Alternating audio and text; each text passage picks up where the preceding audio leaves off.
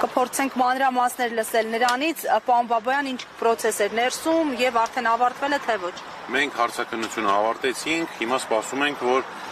քննչականը դատարան ներկայացնի կալանքի վերաբերյալ միջնորդություն։ Հիմա կսպասենք հենց միջնորդությունը կներկայացնեն, արդեն կալանավորման հարցի շուրջ քննությունը դատարանում կլինի։ Այսինքն միակերպը փաստացի կալանք։ Այս բանին հա, իրենք ձերբակալել են հենց կալանավորման նպատակով եւ բնականաբար միջնորդություն կներկայացնեն կալանավորման համար։ Ինչ որ տեղեկություններ են տարածվում Ալեն Սիմոնյանի պահանջների վերաբերյալ 2 միլիոն հերքում ներողություն խնդրել եւ այլն այս առնչությամբ ինչ կասեք։ Դրա մասին տեղյակ չեմ, բայց ձեր նշածը քաղաքացիական իրավական հարաբերությանն է վերաբերում, եթե առանձին նման հայց ներկայացրելա չգիտեմ։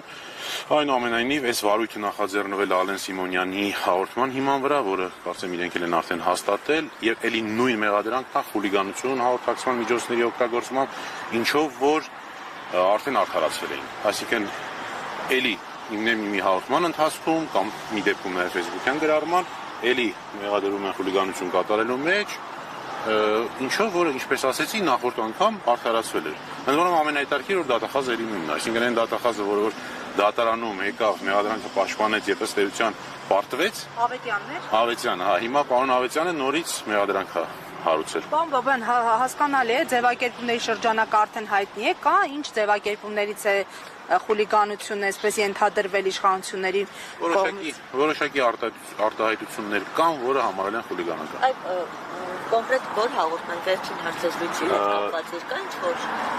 ամսի 10-ի, եթե չեմ սխալվում, նոյեմբերի 10-ի հաղորդման մասին է, եթե չեմ սխալվում,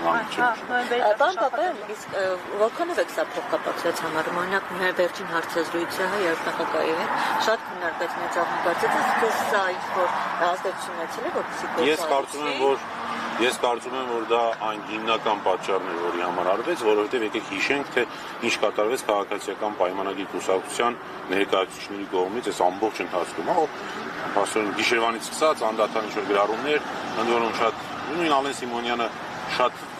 վատ արտահայտվեց տղաների նկատմամբ,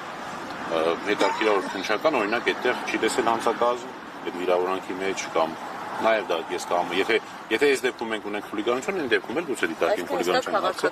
Չէ, միանշանակ, նայեք Ժորժ ջան, իրենք նաև իմ տեղեկություններով արգրավել են անտիֆեյքի ամբողջ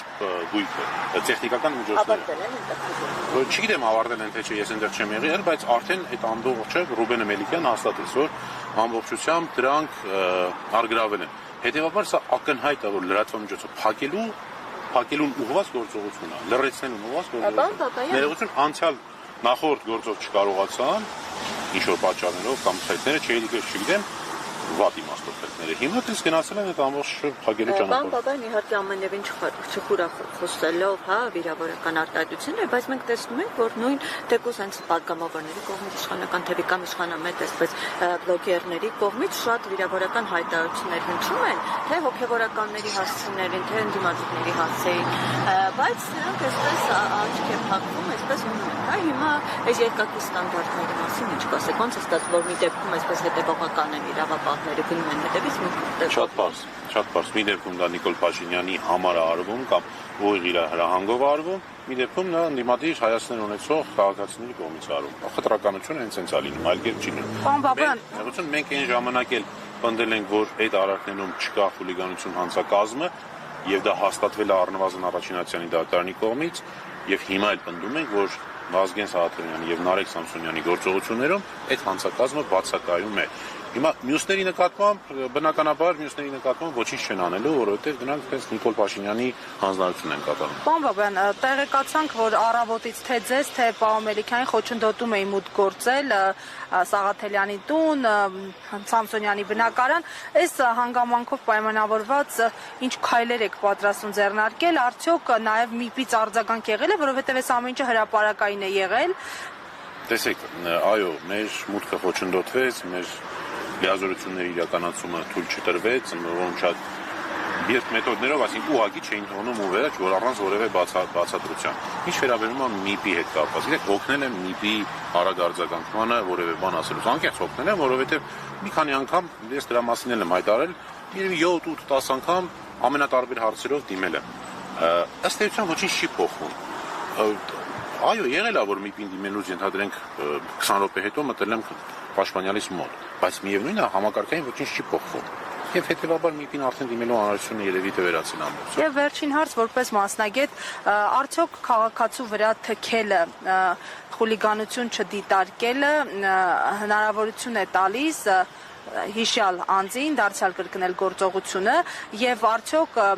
պետք է ակնկալել, որ մի օր գուցե նաեւ այս դրվագով կհարուցվեն գործեր, ինչպես օրինակ այստեղ այս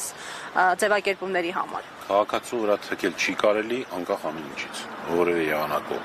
Ես ժամանակին դա համարել եմ խուլիգանություն, հիմա էլ համարում եմ այդ արարքը խուլիգանություն, դրա համար մանրամասն իրավական բացատրություն եմ տվել, գլխավոր դատախազը համարել է, որ այդտեղ չկա խուլիգանություն, իրենք գիտեն։ Այս արարքներին երբևէ գնահատական կտրվի, այո, մի տարբերակով, երբ որ կփոխվի այս իշխանությունը։ Քանի այս իշխանությունը իշխում է Հայաստանի Հանրապետությունում, նրանց կատարած հանցավոր արարքների համար պատասխանատվություն չի լինելու։ Պարոն Պապայան, իսկ ինչ զարգացումներ հնարավոր վերջնական վճռի կապված ինչ-որ դիտարկումներ ունեք, որ կալանքի կգնան։ Իրենք արդեն ներկայացրել են կալանքի միջնորդություն, դե հիմա դեռ կապ ունի, թե ով կլինի դատավորը։ Մենք շատ լավ գիտենք դատավորներ, որոնք որ անկախ ամեն ինչից կտան կալանքը։ Տեսնենք, սպասենք, տեսնենք ով է դատավորը, զրեք հասկանանք։ Արդեն հետարքիր է, որ բացի իրավական, փաստական հանգամանքներից նաև դիտարկենք դատավորի հանգամանքը։ Դա էլ է սկսել ազդեցություն, ով է դատավորը, հասկանանք։ Շնորհակալ եմ։